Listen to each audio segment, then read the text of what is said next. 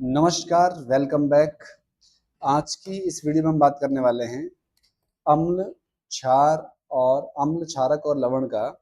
लवण में जो सूचक वाला पार्ट है, इंडिकेटर जिसे बोलते हैं हम, उसकी हम यहाँ पे चर्चा करने वाले हैं कि सूचक होता क्या है, कितने प्रकार के होते हैं और किस तरीके से काम करते हैं।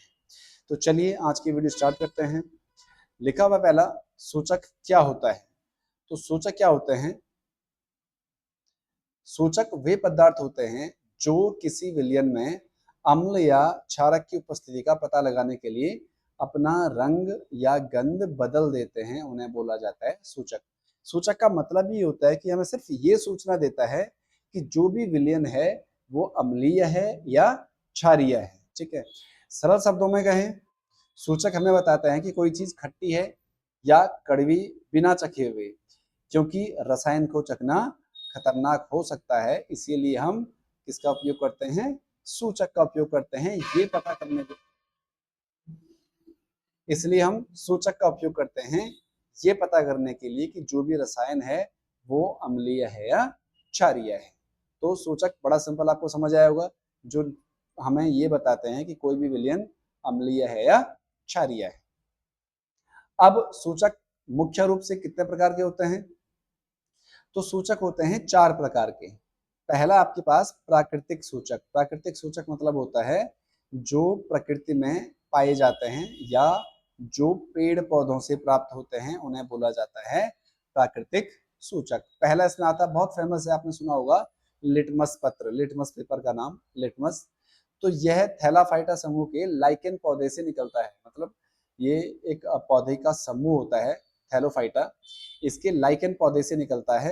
अब ये कैसे काम करता है? तो अम्ल में, अम्ल क्या करता है, जो नीला लिटमस होगा उसे लाल कर देता है, जबकि जो क्षारक है वो लाल लिटमस को नीला कर देता है। तो ये होता है अम्ल में जो लिटमस का पत्र होता है, और क्षारक में किस प्रकार काम करता है। दूसरा होता है हल्दी, टर्मरिक, जो आपके घर में भी होती है। हल्दी क्या करता है?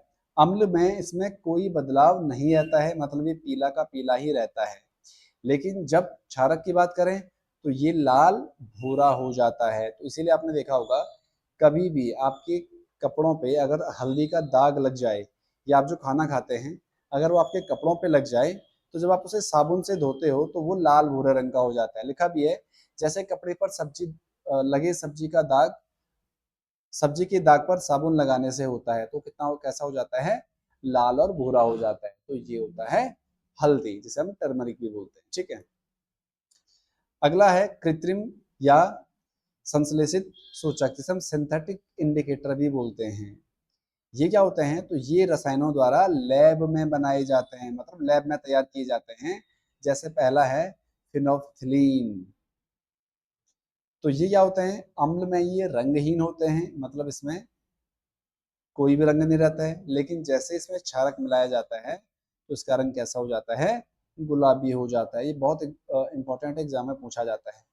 तो जो फिनेफ्थलीन होता है वो क्षारक डालने पर गुलाबी रंग का हो जाता है। ऐसी एक कृत्रिम सूचक और है जिसे बोलते हैं मेथिल ऑरेंज। तो ये जो अम्ल में लाल हो जाता है, जबकि क्षारक में पीला हो जाता है, तो वो होता है मेथिल ऑरेंज। ठीक है, तो ये होते हैं कृत्रिम सूचक।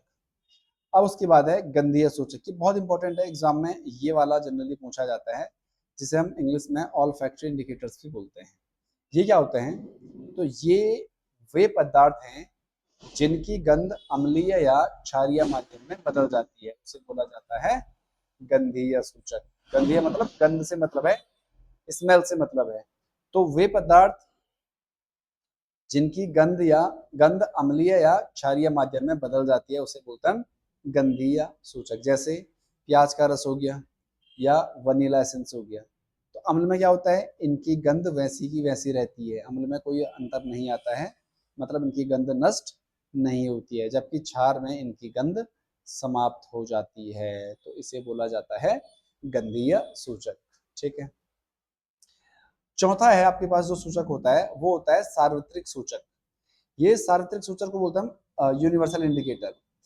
ये एक ऐसा सूचक होता है जो हमें अम्ल या क्षार की प्रबलता बताता है। जैसे जैसे इसके ऊपर वाले थे वो हमें सिर्फ ये बता रहे थे कि जो आपके पास सूचक मतलब जो रसायन है वो अम्ल है या क्षार है, जबकि जो सार्वत्रिक सूचक होते हैं वो हमें ये बताते हैं कि जो अम्ल और क्षार है ये कितना अधिक प्रबल है, मतलब एक तरीके से इसकी स्ट्रेंथ या प्रबलता बताते हैं।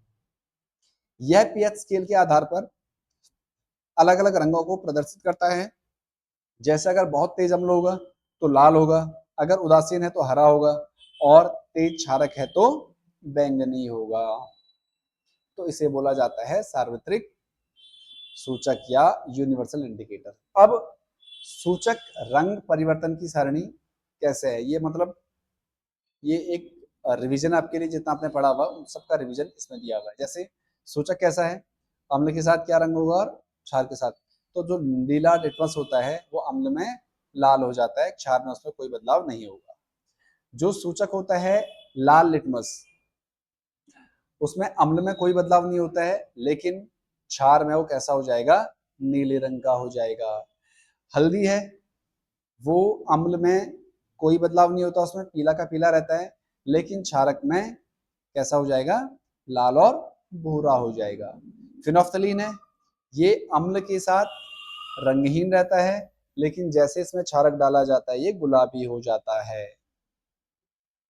मेथिल ऑरेंज अम्ल के साथ लाल होता है और क्षारक के साथ पीला होता है। और लास्ट में है वनीला या प्याज, इसकी गंध समान रहती है अम्ल के साथ, लेकिन क्षारक के साथ इसकी गंध बदल जाती है। तो ये हैं आपके पास सूचक, और सूचक से रिलेटेड जितने भी हमने पढ़े हुए हैं, जो भी आपके पास एग्जाम में पूछे जा सकते हैं। तो इसमें आपको ध्यान ये रखना है कि जो पहला तो ये वाला जो फिनफ्थलीन होता है, क्षारक में इसका रंग गुलाबी होता है, ये बहुत इंपॉर्टेंट है। दूसरा गंधीय सूचक क्या होते हैं, एग्जाम में डायरेक्ट क्वेश्चन पूछा जाता है 1-2 नंबर के लिए, तो ये भी आपको ध्यान रखना है। तो ये वे पदार्थ होते हैं जिनकी गंध अम्लीय या क्षारीय माध्यम में बदल जाती है। प्याज का रस और वनीला में जैसे लिखा हुआ है। और एक आपको ये कुछ टेबल है जो आपको याद करके जानी है, बहुत छोटे छोटे, मतलब मुश्किल से 6 हैं टोटल, तो ये आपको याद करना है, बड़ी आसानी से आपको याद हो जाएंगे। तो ये थे सूचक और उनसे रिलेटेड जितनी भी बातें थी। मिलता है आपसे अगली वीडियो में, तब तक के लिए आप रिवीजन करते रहिए। धन्यवाद।